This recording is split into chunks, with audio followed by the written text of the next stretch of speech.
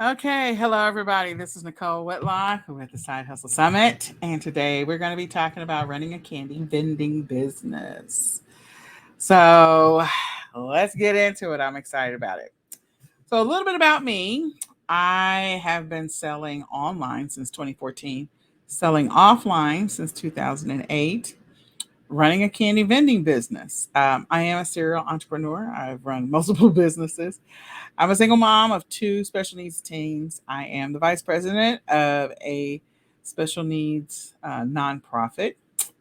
And I got into e commerce to find a solution to be able to take care of my boys. My boys are now teens, but I needed to be able to cover their therapies and their treatments. I wasn't getting any child support. I wasn't getting any help. I wasn't getting any money from the state or anything from anybody.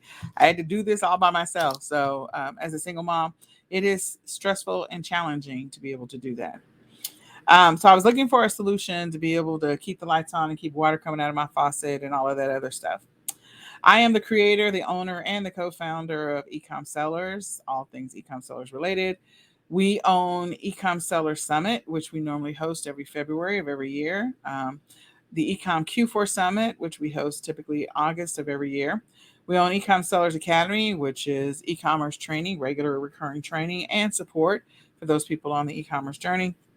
Ecom Sellers Mastery, which is our, we'll say, 8 to 12 week intensive program for those people who want to master a specific thing. And we also run the Ecom Sellers podcast, which is every Tuesday at 9 a.m.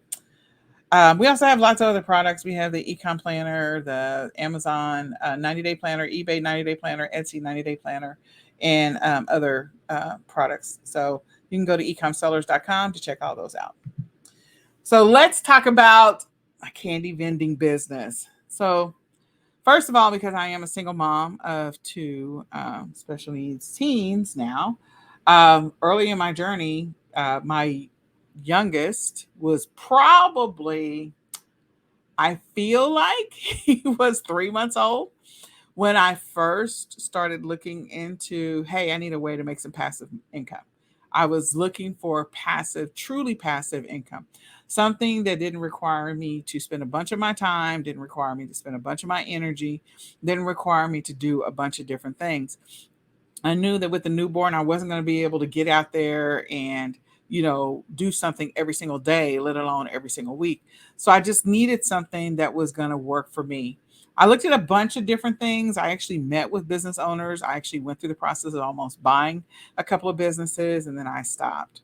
So I don't know what 100% caused me to stop. It could have been the stress of both of my kids were in diapers at the time. And like you have a newborn and then you have another one that's like, 12. No, he was he was 15 months old at that point. Yeah. So yeah, they're like right on top of each other. And so it was just a lot to try and manage. I probably was losing my mind, but I still went out and met with these people with my newborn, going out as a single mom, meeting with people to see if I can buy their businesses. It was crazy. I looked at a bounce house business. I was so close to closing on that one. But as I thought through it as my rational, postpartum, after you have a baby, like your baby brain, it is a real thing and you don't think it's clear. So once I kind of cleared some of the fog of after having a baby, um, I was like, so what's going to happen if somebody places an order to have a bounce house delivered and you can't find, like, your people don't show up? The person that you hire with the truck and that's supposed to go set up the bounce houses and tear them down doesn't show up. And you are going to try to go do this, leave your kids in the car, go set up a bounce house by yourself, even if you know how to do it, and then go tear it down by yourself. Nah, they're gonna try and take your kids. See, that's what I call CPS, and so there's two kids in the car. So I was like, okay, that one is not gonna work out because the first time somebody does not show up, you can't go do that job. Okay, you can't. You have to hire a babysitter to be able to watch your kids. And at that point, I didn't know a lot of people because I was just by myself. The next was a margarita rental margarita machine, mobile margarita, and a mobile slushy. So just so you know, depends on the mix that you put in it, but a margarita machine and a slushy machine are the same thing. So a slushy machine, you would deliver that to those people who got the bounce houses and they wanted a slushy machine, popcorn machine, cotton candy machine. You would go out and you would deliver that for the little, birthday parties and carnivals at the churches and stuff like that, or city carnivals. And you would deliver and you come pick it up. I could handle picking up a cotton candy machine and also a popcorn machine and also a slushy machine. I could handle it. But again, if the first time somebody couldn't show up, I would be stuck with it, having to do the job. And being able to find a babysitter at a moment's notice with two kids that are in diapers is not always the easiest thing. So I didn't buy that one. That was the one I was closest to buying. Because I was like, I can do that. The next was a laundromat. I regret not buying this laundromat. It was for sale. It was in downtown Frisco. And I was like, what? And I actually talked to the owner. I went out, I scoped out the laundromat. I was like, this is easy. I could bring my kids if something happens. They could be with me at the laundromat. Da, da, da, da, da. But as I started doing more and more research on laundromats, I found that, sometimes you need to be there for longer periods of time, depending on what's going on. And so I was like, okay, if I got to put the kids down or something like that, and I got to close the laundromat, that's going to be a problem. And, there are things that happen in a laundromat, like you got the maintenance of the machines, the water, all of those things. If something breaks down, like being able to hire somebody. And so I looked at the actual expense associated with owning a laundromat, even though it is doable. I couldn't make it work with two kids in diapers. And I was like, well, this would probably work if they were like toddlers or they were in school or something. Like I am going to have a better chance of getting a babysitter when they're a little bit older than getting one at the drop of a hat. Like I could ask the next door neighbors, if I had any neighbors at the time, if their teenage daughter or son could help, watch my kids. So didn't do that. Then there was the car wash. This one, this was the second one I almost bought. And I actually looked into this one, regret not buying it because a car wash would have been great. It works perfect, especially during the pandemic. Like people can go places, so they're going to wash their car. People wash their cars all the time. So this one was a good one, and I didn't do it, and I regret not doing it. So anyway, and I don't remember why I didn't do it. I don't know if it was just the location or what.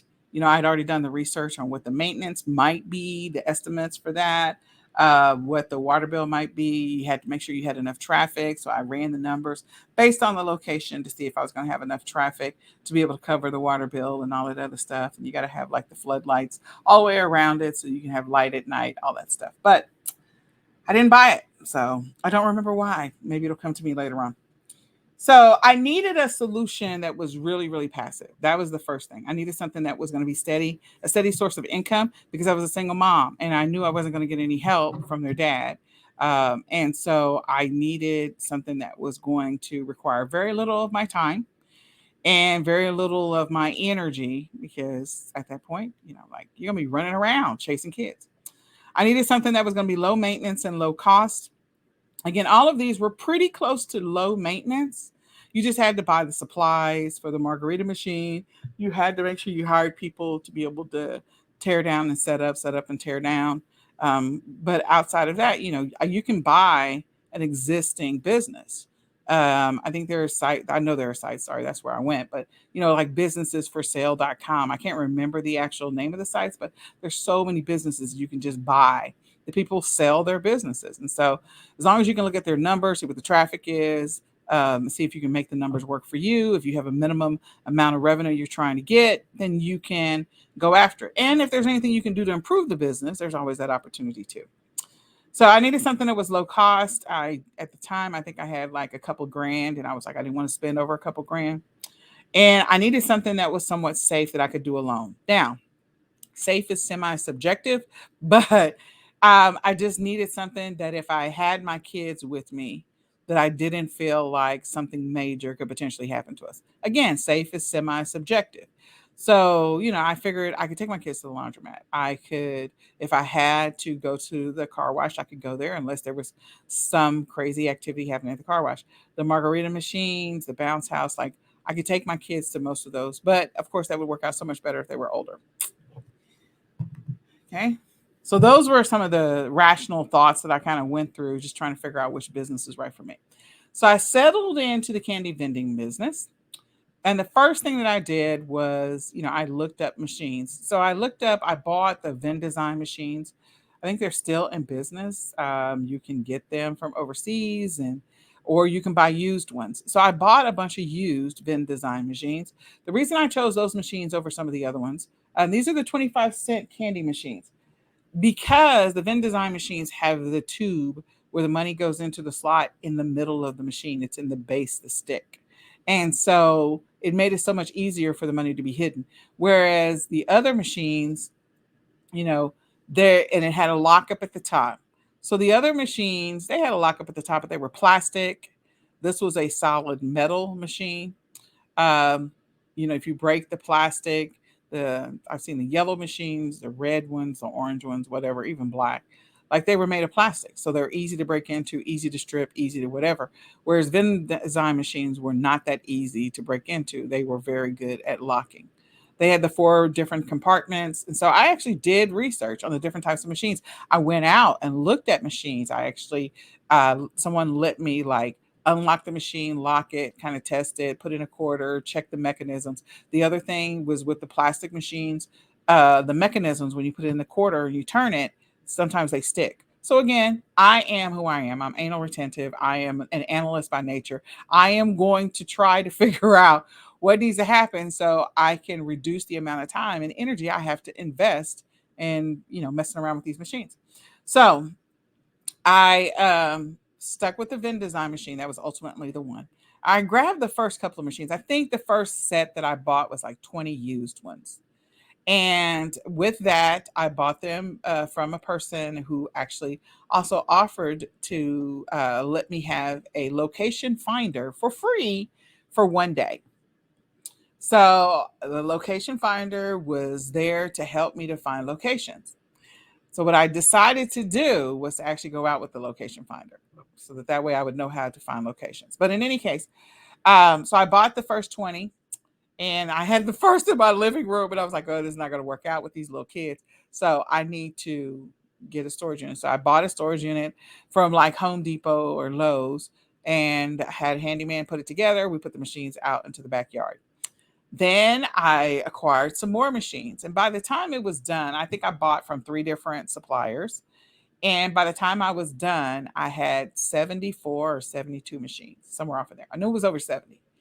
And so then, once I had all my machines, and we put the shed in the backyard, I also, because I had talked to so many different people about buying these machines, I think I talked to about 8 or 9 different people, but I didn't buy machines from all of them. I kind of got a little bit of information from each one of them, so that way I could piece together everything that has to do with candy vending, which was a smart move. But in any case, it's very similar to what Stephen Hibbert talk about, like, learn from somebody who's already doing it or has already done it. Get as much information as you can from them, and then use that to help you build your business. Very smart move.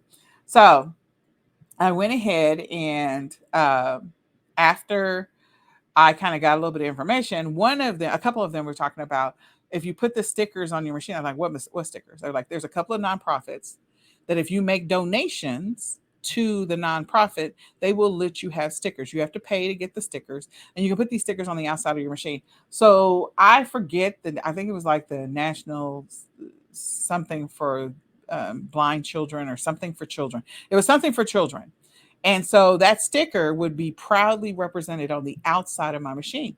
So I got like 100 of them. And so every month you have to commit to making a donation to them if you have these stickers on your machines. So every month, out of my income, I would actually send them money, because I had their stickers on my machine. I also was a place where I could put my phone number. So that helps, because if your location that you're putting your machine in, there's new staff, somebody gets fired, somebody gets hired, somebody transfers, whatever, your name and number is on the outside of that machine along with your sticker. Okay. So it also establishes ownership. So I had on every single one of my machines, I had a sticker on the front and I had a sticker on the top. And that way, people knew that if they were putting money into this machine, that some of the money would go to a nonprofit. Okay. So and that was part of the discussion with the locations when we actually went out to go secure a location to put the machines in. So I went out with the first location finder. That person was okay. They were not as helpful as I was hoping they were going to be. So I hired my own location finder. Um, and she was so helpful. I went out with her. What she did was she started at strip malls and she said, "You are looking for like it was a game." This is one of those things they talk about in MLMs sometimes. It's like your goal is to get 100 no's. Okay, so your goal by the end of the day is to get 100 no's. Now that's not what you're prepared to do. So you have to be prepared to get a bunch of no's before you get a yes. So she took me out. We went from strip mall to strip mall to strip mall, and to try and get a bunch of no's.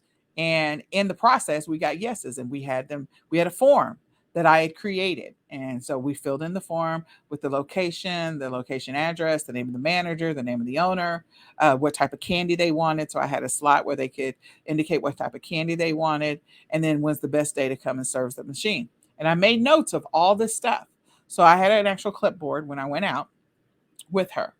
In addition to that, the other thing that we did was we went to strip malls. We also went to tattoo parlors, and we also went to like pubs and sort of semi bars. Pubs and semi bars and tattoo parlors are the best places to have a 25-cent machine. Let me just tell you right now, absolute best traffic. Because at the end of the day, when people are drinking, they run out of whatever, they're done with the nuts that are on the counter. They're like, oh, I got a quarter. Let me put some in here so I can get some candy. So when you're talking about 25-cent machines, they're actually putting the candy into their hands, the palm of their hands. So, but those are the best locations, especially if there's like a live band playing at this pub, like they serve food and other stuff. But if there's a live band playing, if they have entertainers like comedy shows or whatever, or talent shows or karaoke, those are some of the best locations. And then tattoo parlors and sometimes nail salons, but in most cases they wouldn't let me put a machine there. Nail salons, uh, barbershops. I had a couple of some barbershops and hair salons. I'm trying to think of, and then there were a couple of them at locations where people sold secondhand clothes, like secondhand clothes, secondhand furniture, all that other stuff. So my location finder and I, like, she taught me a bunch of stuff. I went out with her a couple of times, and then after that, I was able to go out on my own to secure locations. I ended up placing around 54 of my machines, about 20 of them stayed at the house. And that ended up working out because sometimes you need to replace them for parts. You need to change the little mechanism that turns the quarter. So you need to swap it out. You can take it off of an existing machine. Sometimes you need to change out the top locks. You can take it out and you can do that. Sometimes you need replacement canisters.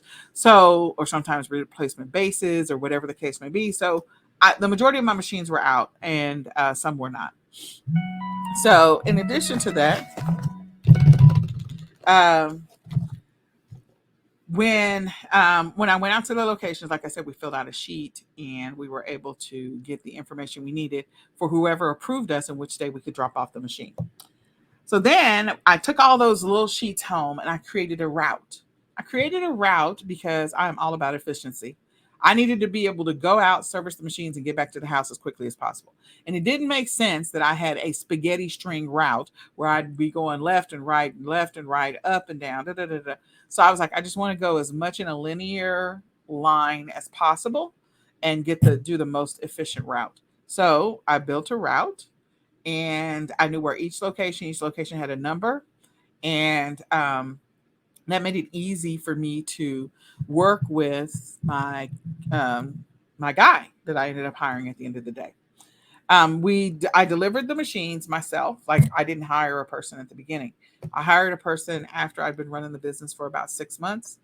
I think at that point we were getting closer to discovering that Nicholas was autistic and something was also going on with Tony. So I needed to spend more time with my boys. So I ended up hiring somebody at some later point. But anyway, the other thing that I found out is where's the best location once I delivered the machines to put it. I found that, you don't want your machine at the front window with the sun coming in if you have M&Ms in the machine. Okay. You want it in the back where it's closer to, away from the sun, so the sun is not melting your candy. I also found that like you want to put it in the right location in the store because sometimes just literally moving it, you could have a machine where you went in and you serviced it, and then you come back and you service it again, and it's just nothing is happening with it. And then you move it like to the other side of the room and it just blows up. You get like an extra $300 in sales. So it was bananas how moving the machine from one position in the store, like maybe closer to the bathrooms and maybe closer to the front, how that movement of the machine, where it was positioned in the location, how it changed what kind of revenue I got. And then of course you got to report your stuff to the Texas Comptroller. You got to report it to your Department of Revenue for your state. So I did that for a long time. Oh, I ended up hiring. Sorry, I ended up getting a resale certificate from the state of Texas, Texas Comptroller. I would go buy my candy from Sam's, or I would buy it wholesale online. So buying it wholesale online, I would get that specialty candy because it was loose candy. Remember, it's in the bags. So I needed to be able to buy it in bulk. So one of the things that was super popular was the Boston beans. Boston beans sold everywhere I put them out. Like there wasn't one location where I put out Boston beans and they didn't sell.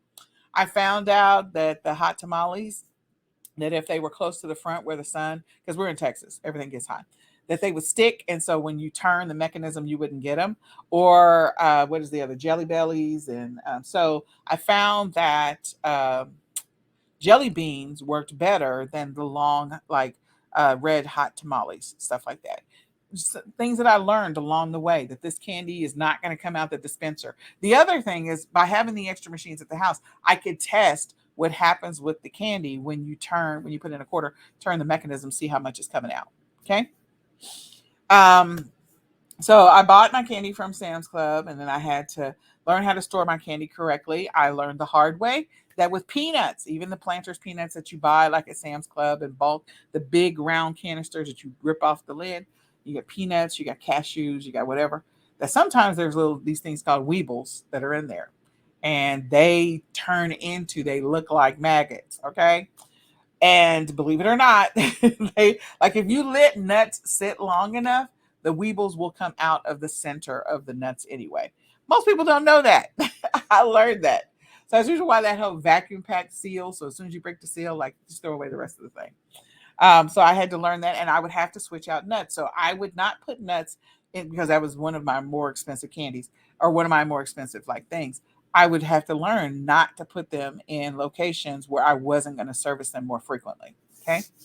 The other thing, so I had a cabinet built in my house to store the candy.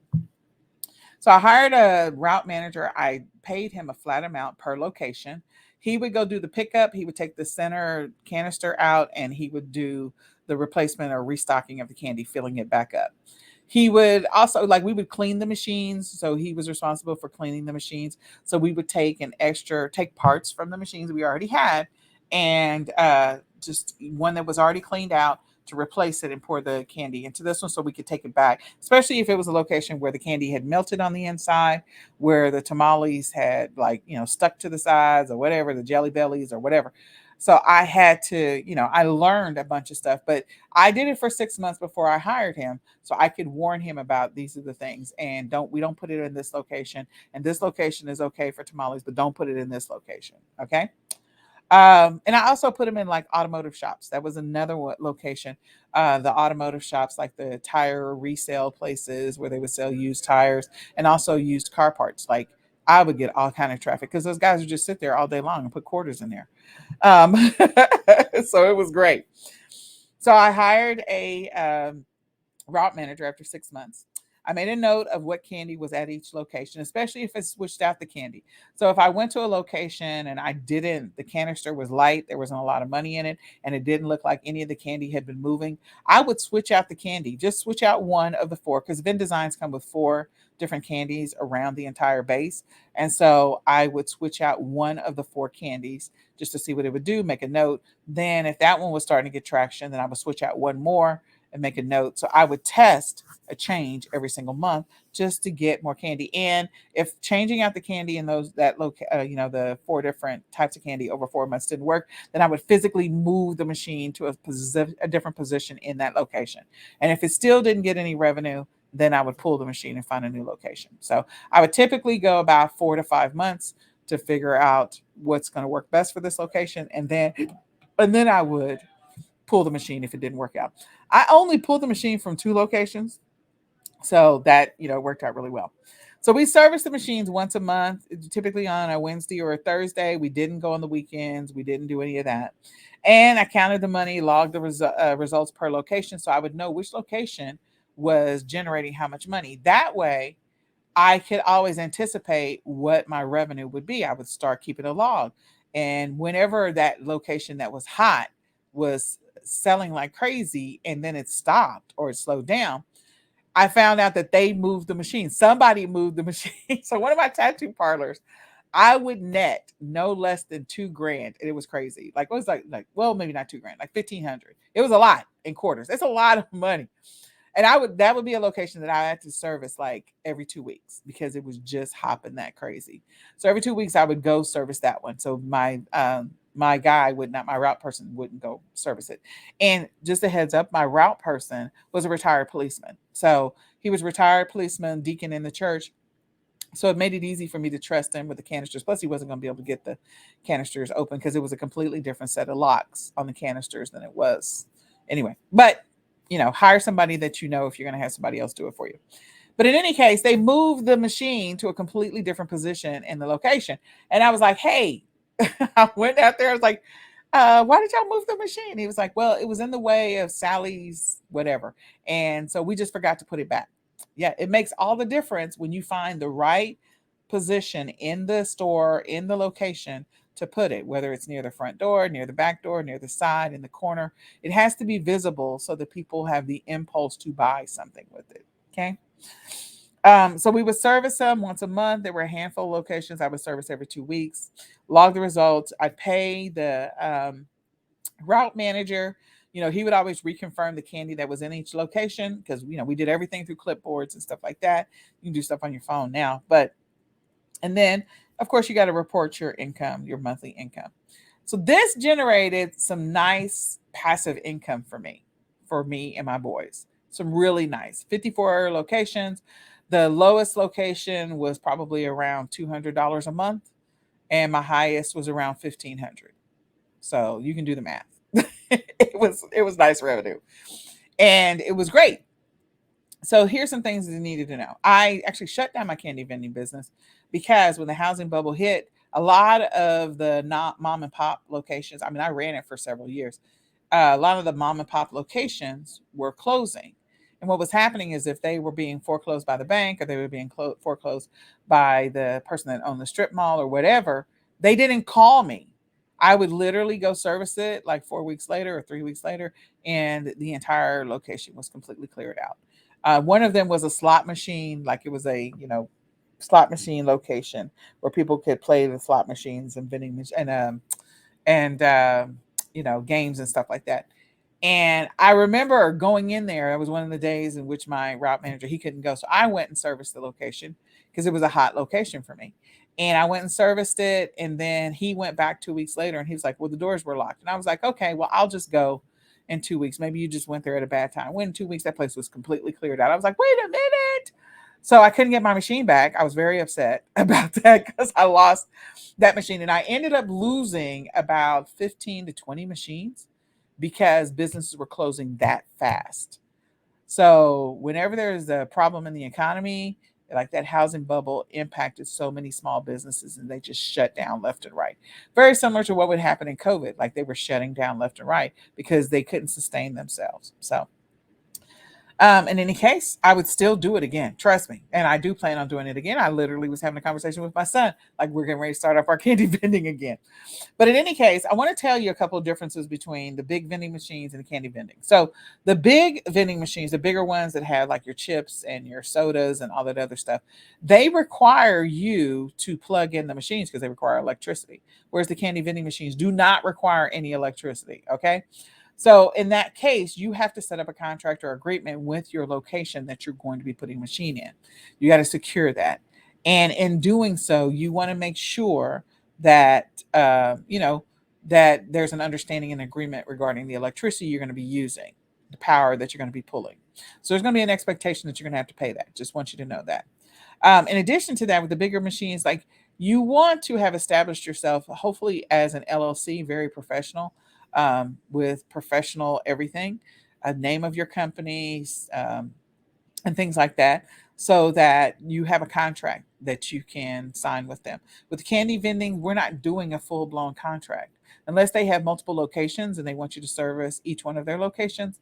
We're not doing a super long big contract. You're literally finding out who the owner is or the manager. You're signing a document with them. Your name is on the outside of the machine. If there's any other questions, you go in every single month and you get to know the people and you say hi and all that other stuff. But it's not the same, so you want to be mindful of that. So the vending machines are much bigger. They are a larger investment. You can buy them used. You can buy the big ones used. I actually looked into the big machines before I decided on the 25-cent machines, because I didn't have to service them as often. With the bigger machines, you got to service them more frequently.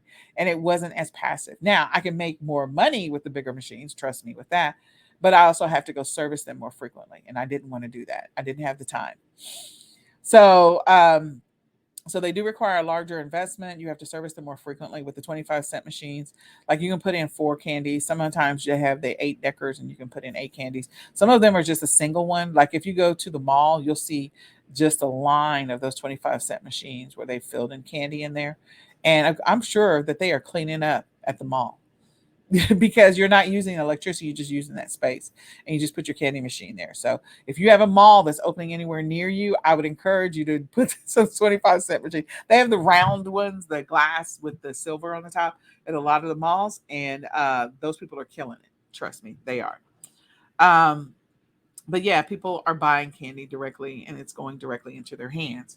Little gumballs. I've done gumballs and gum and stuff like that. And you can get all this candy at Sam's Club. You can also get it from a wholesale candy supplier. Um, the candy machines, they require a smaller investment, so you don't have to spend as much money. Some of the machines, I've looked at the pricing. You can get them from anywhere from $50 to $100 or more for one of the machines. So the Venn designs, they are more expensive. I think they're like almost $200, $300 a machine. So you want to be mindful of that. I think the ones that I got them used, and they were like 75 to 125 per machine. Maybe I spent 150, but I think if you buy them new, I think they're like 370 now. I know they're over 300, so 375 or something like that is coming to mind now. And then candy machines, they don't have to service them every single day. You don't. You set it and forget it. You do. You set it and forget it, and you walk away, and then you come back 2 weeks later or 4 weeks later, and then you take the money out and you restock it and you come back. So it's not something that you have to do every single day, which is great. The thing is, what I learned is that if your candy machine does not look like it's being used, in other words, people are not getting candy out of it, people are skeptical about using it. So the fact that the machine is going down actually triggered more people to buy candy. Believe it or not, because they're like, oh, that's a trusted machine. So the stuff that's in there is good and it's healthy and it's clean and it's whatever. And well, not healthy. Nothing about it was healthy. But I thought that was really interesting. So anytime that the machine was full and it wasn't getting any traction, I was not getting as much as sales. So I never filled my machine to the top. I always filled it a little over half. And if it was one of those locations where it was insane, those were the ones that I would fill it to the top, because I wasn't going to be able to get there quick enough to be able to refill it. So just a thought there. Never fill it to the top, because if it looks like it's being used, people are more likely to put their quarters in. Okay. I would suggest, if you're going to get started, that you start with one machine and one location. Just one machine. That's it. Pull together all the stuff that I talked about before. Get an info sheet where you can write down the person's name that's agreeing to let you put the location there. Indicate that you're going to, the proceeds are going to be donated, or some of the proceeds are going to be donated to a nonprofit. Find a nonprofit online that allows you to buy stickers and do it. I want to encourage you to do that. So your investment is going to be anywhere from $200 to $3,000 or more. And when I say 200, like you can probably get a machine for 100, a little 25-cent machine for 100. Get a good one, not a plastic cheap one that can be easily broken into. And then you're going to have to buy the candy to go into it. So the candy to go into it, again, you have to spend some money. So the thing I do want to encourage you, there's a link down here. We do have an upcoming workshop on vending. I want to encourage you to sign up. I mean, it's an actual great opportunity. You can watch me and my boys as we go back on this journey again of selling candy. It was a good business for me, and I was very happy about it. Trust me, very much so. Now that the pandemic is over, then we can put machines out again. So I'm looking forward to that journey.